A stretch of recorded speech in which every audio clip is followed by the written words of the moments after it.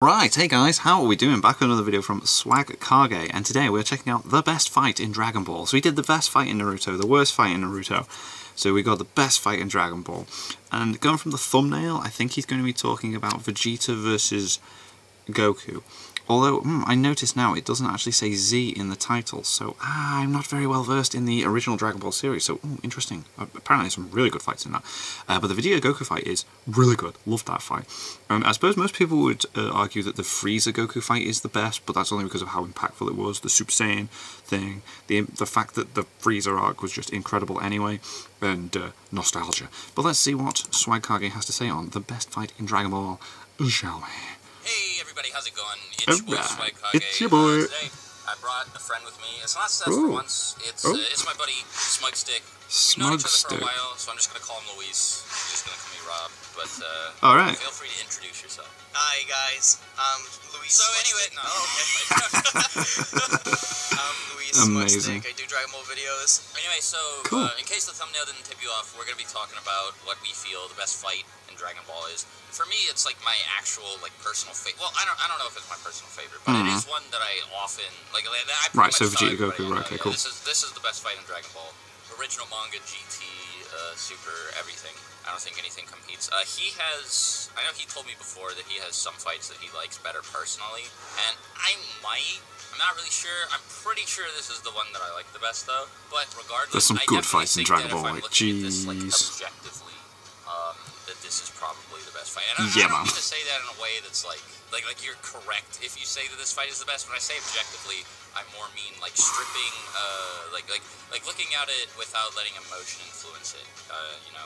Yeah, completely. I agree. Like you said, I have a lot of opinions about the different fights in Dragon Ball. Right.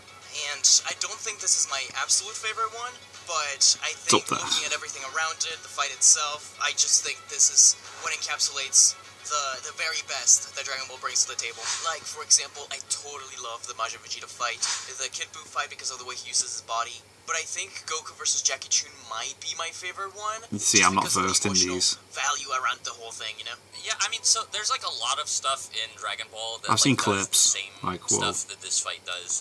There are a lot of scenes that were either done before or would be done later. There are a lot of dynamics that this fight shares with other fights in Dragon Ball.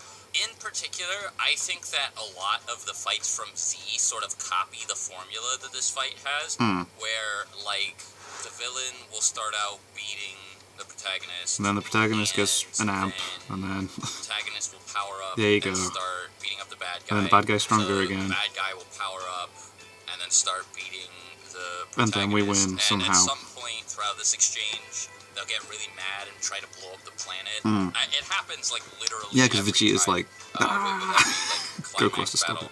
In Dragon Ball afterwards, I feel like you can kind of tell that this is where all that stuff began.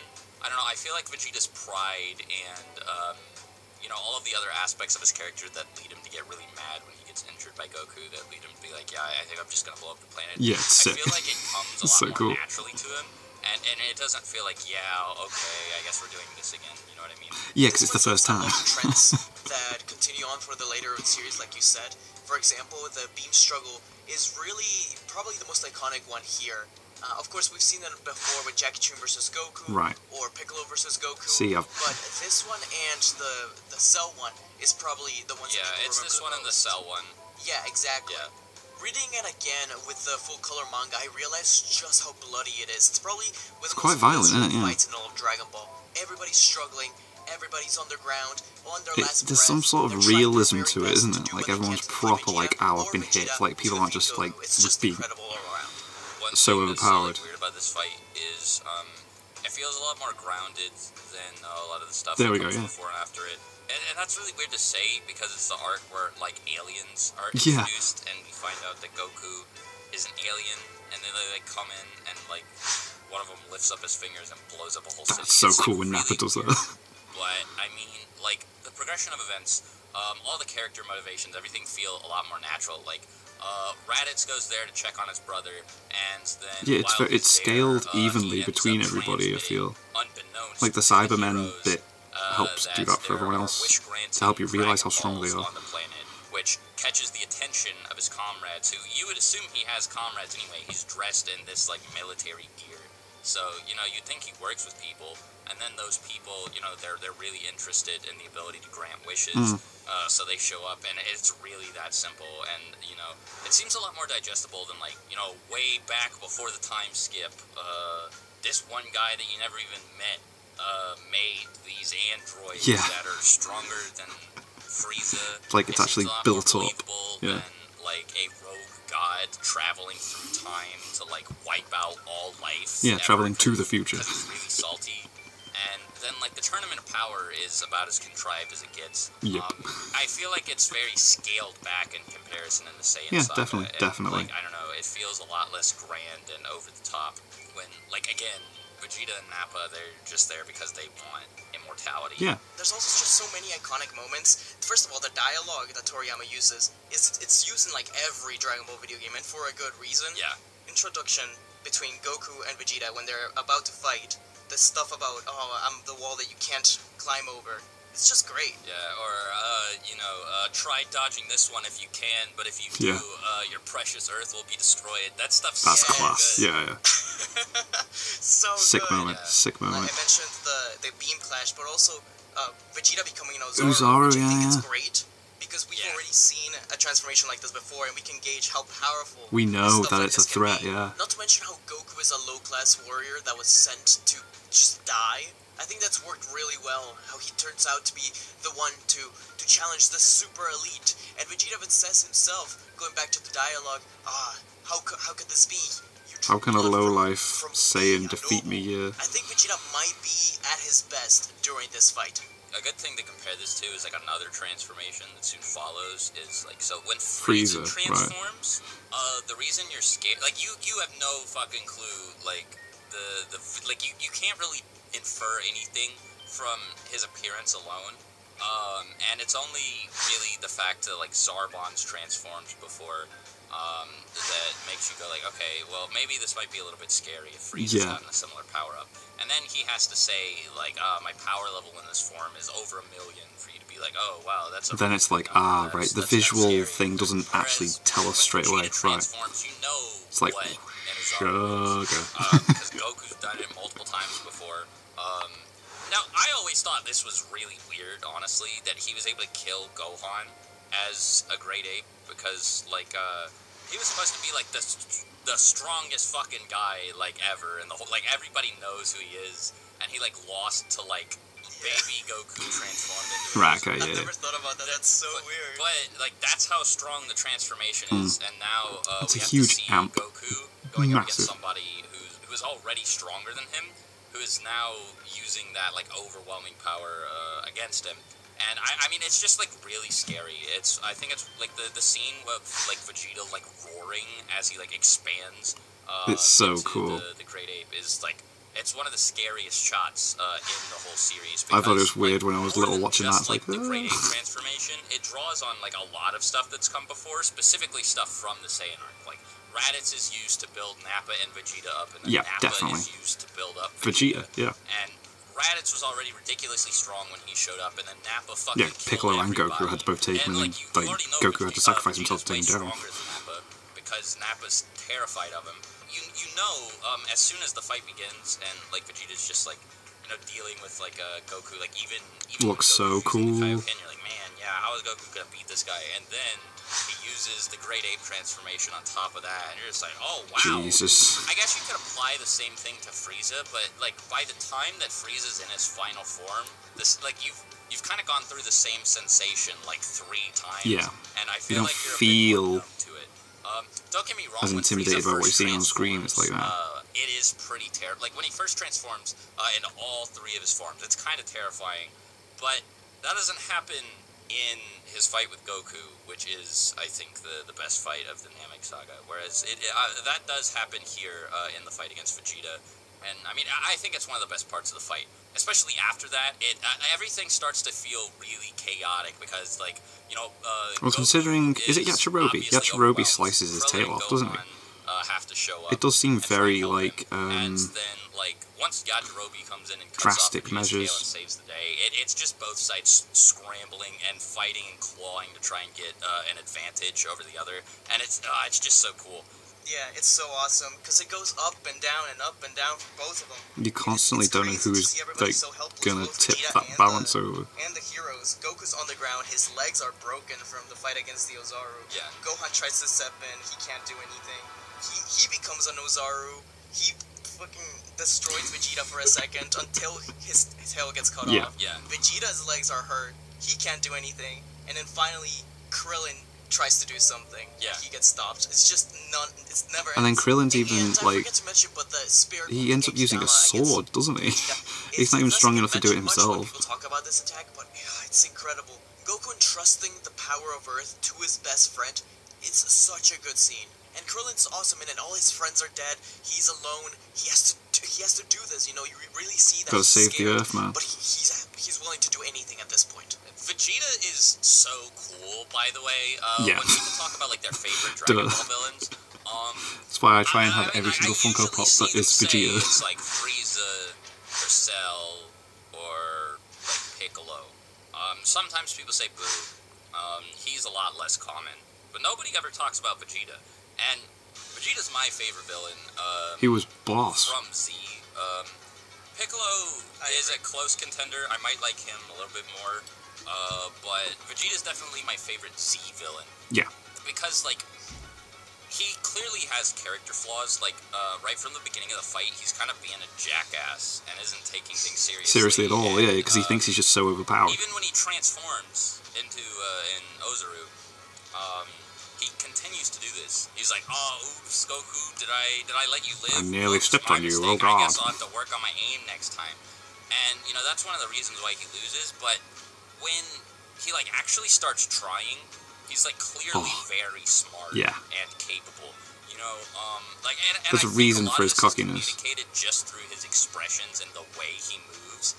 Like seeing him hop back and forth between like flying and then like ground combat, you know, like when you see him like sprinting and stuff, he's very effective at doing both.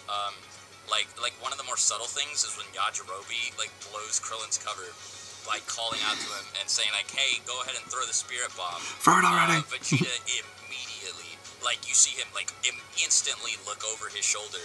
And, like, he's still running at full speed. He doesn't stop or anything. I don't know if any of the other villains in the same position would have stopped. I wouldn't be surprised. You know, it feels very Dragon Ball-y for, like if Cell was flying towards somebody and then somebody had charged up a spirit bomb. And Yajirobe had been like, "Hey, throw the spirit bomb." You know, Cell might stop in his tracks and then look and I get hit by it. But, like, Vegeta... You know, he turns around and Krillin chucks it, and Vegeta just fucking hops over it. It's so cool. There's stuff like that all throughout the fight, and I mean, like I don't know, like you can tell he's got battlefield experience, but you can tell it comes from a very different place than Goku's. Yes, you know definitely. Yeah, that's so cool that you say that because it goes so well with the theme of the story about him being an elite and Goku being a low-class warrior. Yeah. And especially since he was trained on Earth, yeah, it's completely different in the way they fight. But it's also really funny that you talk about how Vegeta is just a complete dick to Goku the whole time. Yeah.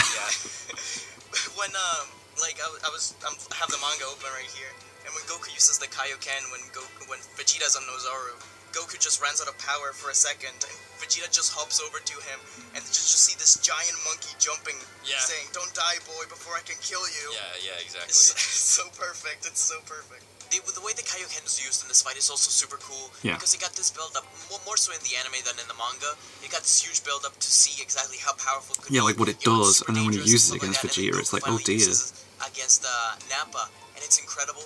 Nappa gets defeated almost instantly, and it's super cool. But that doesn't matter to Vegeta at all. Even he says, "Oh, you were doing better when you were fighting against Nappa. What happened?" And the Kaioken just means nothing to Vegeta up until he starts using a little more higher up levels, and he can finally match up against the Prince. But up until that point, you just feel helpless for Goku, honestly. Well, no. Let me go back. Yeah, I wanted to talk about the Kaioken. The Kaioken is one of the coolest things about the fight because like Vegeta's like obviously stronger than like base Goku. Yeah. He's even stronger than Goku when he doubles his power with the Kaioken. Kaioken times 2 is the max that King Kai let Goku do. Right? Any more than that, King Kai it would just destroy him. Suicide, you'll destroy your body. But that's like the only way that Goku can like damage Vegeta. So you see him like bit by bit start to crank it up. And you know, the moment he goes Kaioken times 3, he just Vegeta stands no chance. It becomes like a one-sided slaughter in Goku's favor. The tables turn completely. And then Vegeta uses the Gallico. All of a sudden, yeah, he's like, I'm gonna destroy the planet. Enough, so Goku has to crank it up again, the Kaioken times 4. And you're just like, oh my god, like even if Goku wins and overpowers Vegeta, you know, Goku's still going to be able to handle the damaged. strain Yeah. of, you know, he's overdoing himself, and you're worried throughout the whole fight that he's going to end up getting himself killed. And it's just such a cool dynamic that isn't present in any other fight, really.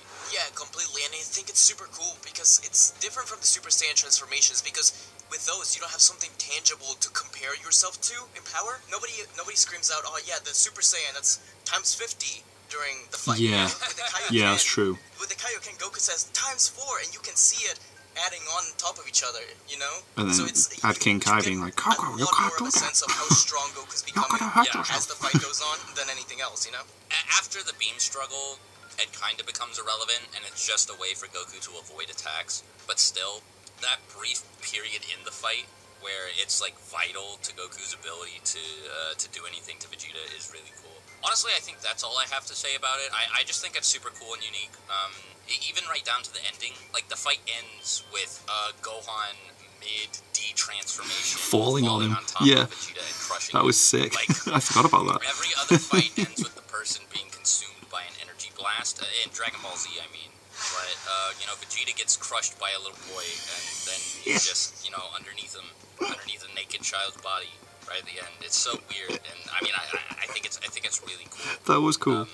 It's very different from anything else we see, and everyone just gets also, absolutely we didn't get to like mention that a lot, but drained, a bunch don't of we? other characters also take place during the fight. Krillin gets to do stuff, Gohan gets to do stuff. Yajirobe never gets to do anything again in his life. Yeah. But it's really cool to see them using team tactics. You know, oh, I'll give you the Spirit Bomb, throw it over there. Oh, you missed. Gohan, do something. It's cool. It's cool to see stuff like that. Yeah, doesn't it bounce off really of Gohan?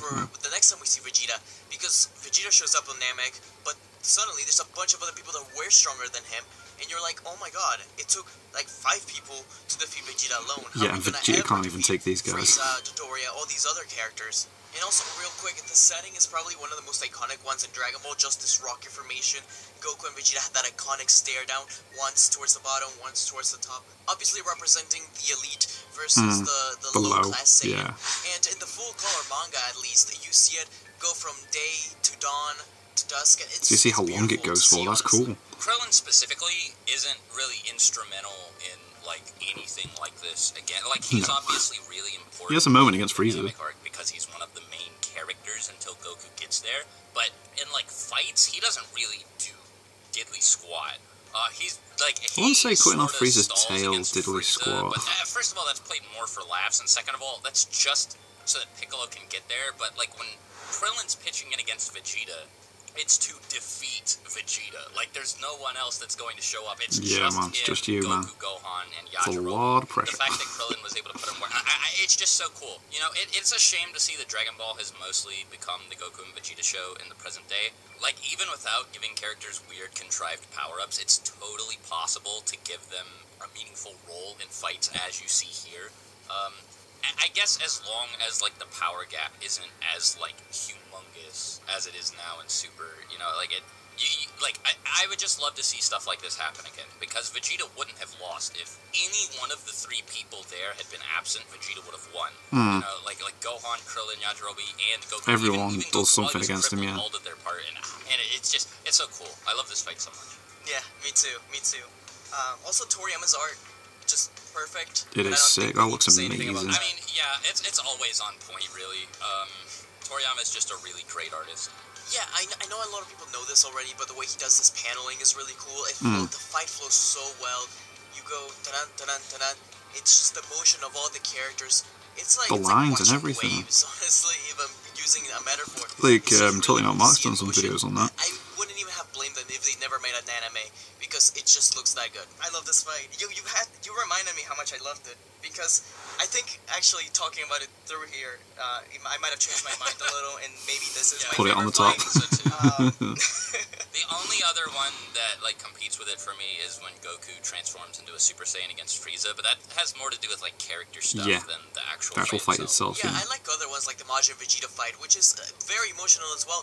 But this one, the stakes are just so high, you know? Yeah, I definitely think it's in a league of its own. The only one that really compares is Ma Junior versus Goku during the World Martial Arts Tournament at the end of Dragon Ball. Anyway, I think that's everything that I have to say. Do you have anything else you want to add? God, there's just a lot to say about this. We mostly talked about the manga, but in the anime, the soundtrack is really good, at least in the Japanese version.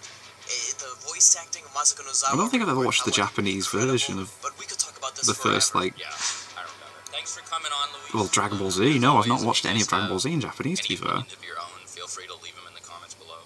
I want to hear what everybody's favorite fight is. You can just tell me what it is, or you can leave an essay alongside it. I don't care.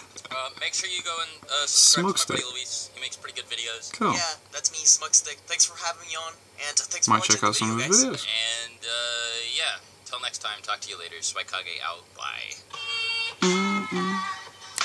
That was it, yeah. Such a good fight. Such a good fight.